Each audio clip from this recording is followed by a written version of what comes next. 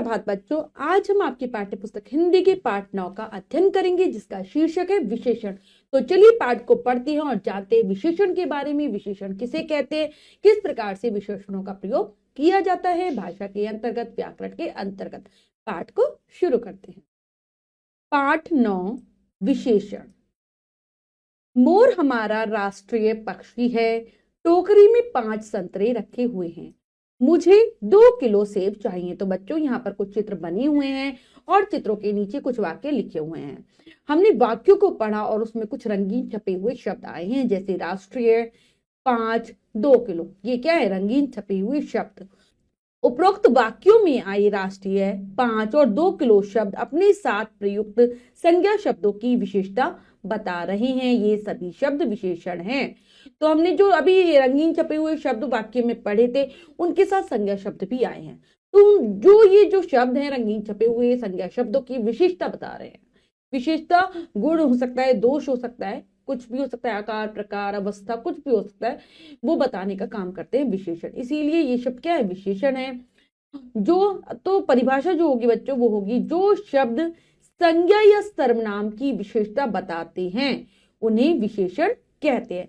संज्ञा या सर्वनाम की विशेषता बताने वाले शब्दों को ही विशेषण कहा जाता है। संज्ञा जो कि सबके नाम होते हैं और सर्वनाम जो कि संज्ञा के स्थान पर प्रयुक्त किए जाते हैं। इनकी जो विशेषता बताएं वही विशेषण है।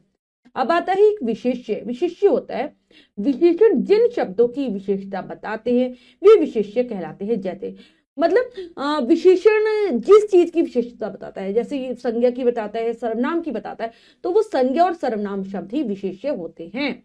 अब हम उदाहरणों के माध्यम से जानते हैं जो कि तालिका में दिए गए हैं। वाक्यांश, विशेषण और विशेष्य, ये 3 कॉलम बने हुए हैं। सबसे पहले लिखा हुआ है 2 किलो सेब।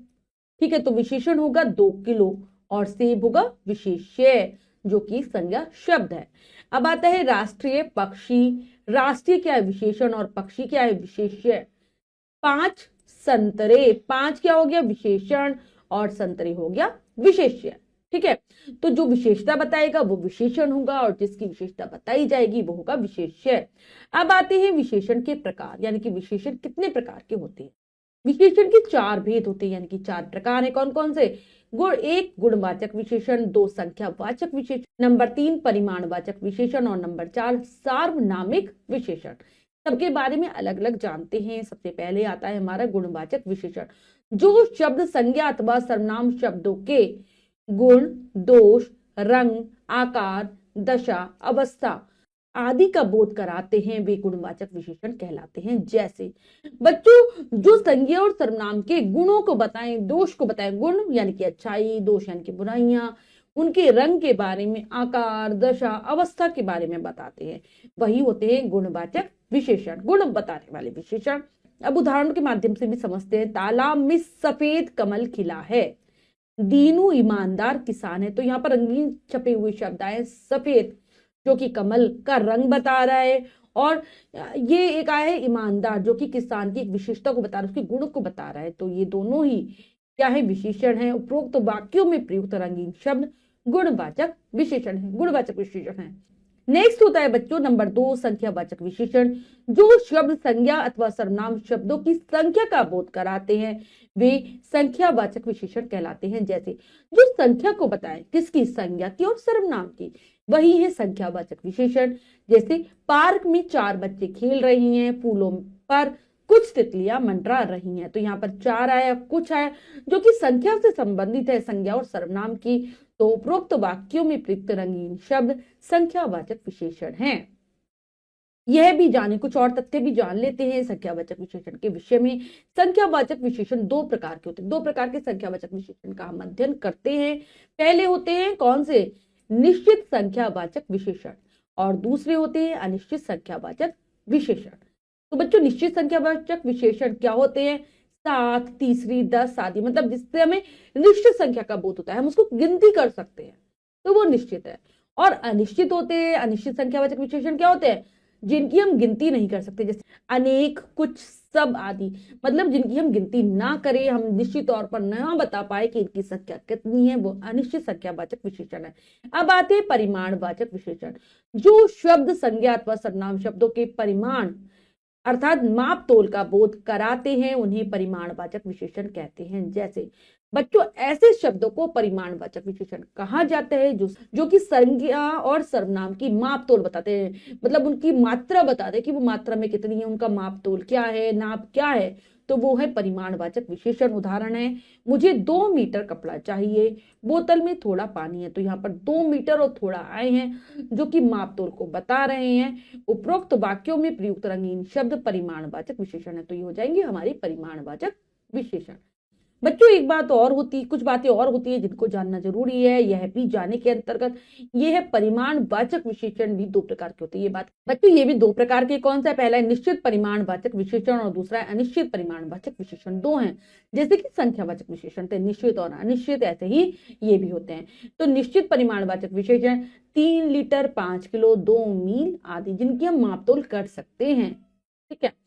अनिश्चित परिमाणवाचक विशेषण, ये इनकी मात्रा माप तोल हम नहीं कर सकते हैं, और जैसे थोड़ा, बहुत, ज्यादा, सारा आदि, मतलब माप तोल के हम एक निश्चित माप नहीं बता पाते हैं, अनिश्चित रहते हैं हम।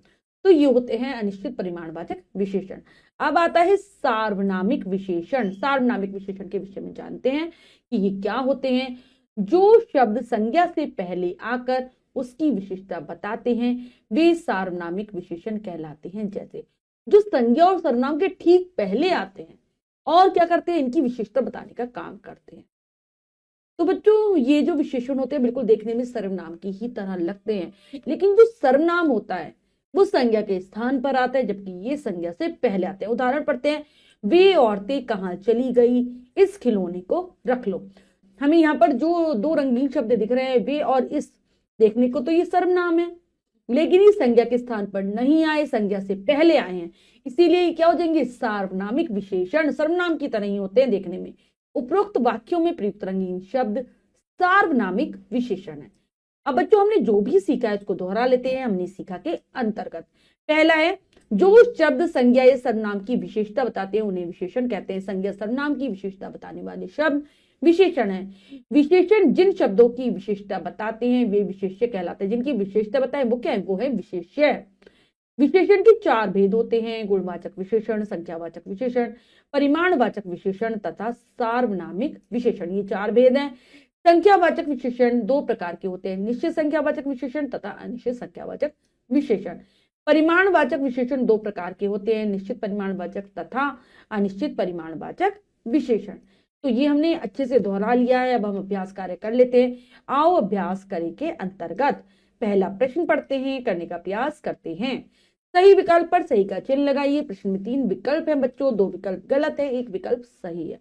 हमें सही विकल्प को चुनना है, सही का निशान लगा देना है। करते हैं। विशेषण किसकी विशेषता बताते हैं, संज्ञा की, सर्वनाम की, ए एवं बी दोनों की। तो ये दोनों की ही विशेषता बताने का कार्य करते हैं, संज्ञा और सर्वनाम दोनों। संख्यावाचक विशेषण कितने प्रकार के होते हैं, 2, 4, 5। तो ये 2 प्रकार के होते हैं। निश्चित परिमाणवाचक विशेषण का उदाहरण है 5 संतरे, थोड़ा पानी, 3 किलो सेब। तो ये 3 किलो सेब है परिमाणवाचक, निश्चित परिमाणवाचक विशेषण का उदाहरण। मेरा फ्लैट तीसरी मंजिल पर है, वाक्य में विशेष्य है तीसरी मंजिल फ्लैट। तो क्या हो जाएगा, इसमें जो विशेष्य है वो है मंजिल। तीसरी क्या है, विशेषण, और मंजिल हो गया विशेष्य। अगला हमारा प्रश्न है, उचित विशेषण शब्दों द्वारा रिक्त स्थानों की पूर्ति कीजिए। तो हमें रिक्त स्थानों को भरना है उचित शब्दों के द्वारा। तो करते हैं, ऊपर दिए हुए हैं शब्द। लोमड़ी बहुत क्या जाएगा, चालाक जानवर है। सब्जी में नमक क्या जाएगा, कम है। रोहन चौथी कक्षा में पढ़ता है।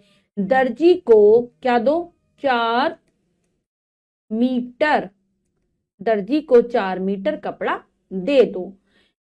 वह आ जाएगा, वह तारा ध्रुव तारा है। देर तक सोते रहना कैसी आदत हो गई, बुरी आदत है। हमने पूर्ण कर लिया। इसके बाद हमारा अगला प्रश्न क्या है, वाक्यों में विशेषण तथा विशेष्य छाट करके। तो हमें विशेषण और विशेष्य को छाटना है और लिखना है। कॉलम दिए गए हैं। बूढ़ा व्यक्ति धीरे धीरे चल रहा है। तो इसमें विशेषण और विशेष्य क्या है, बूढ़ा और व्यक्ति। तो विशेषण क्या है इसमें बच्चों, बूढ़ा, और विशेष्य हो गया व्यक्ति। राजा हरिश्चंद्र एक ईमानदार राजा थे, तो विशेषण ईमानदार और विशेष्य हो जाएगा राजा। रोगी को थोड़ा पानी पिला दो, यहां पर थोड़ा और पानी आए हैं, थोड़ा क्या है विशेषण और पानी हो जाएगा हमारा विशेष्य। कुछ लोग बाजार में झगड़ा कर रहे हैं, तो कुछ लोग, कुछ क्या है विशेषण और लोग क्या है विशेष्य। उसने 4 पुस्तकें खरीदी, तो 4 क्या हो जाएगा विशेषण और पुस्तकें हो जाएगा हमारा विशेष्य। नेक्स्ट है, यह घर पिताजी ने बनवाया था, तो यह घर, तो यह क्या है विशेषण और घर हो जाएगा हमारा विशेष्य।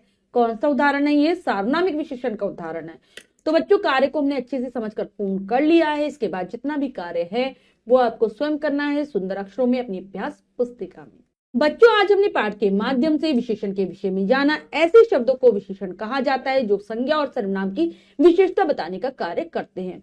आशा करती हूँ ये पाठ आपको बहुत अच्छे से समझ आ गया होगा। पाठ को फिर से जरूर पढ़ेंगे। मिलते हैं अगली कक्षा में नए पाठ के साथ। तब तक के लिए स्वस्थ रहिए, प्रसन्न रहिए। धन्यवाद।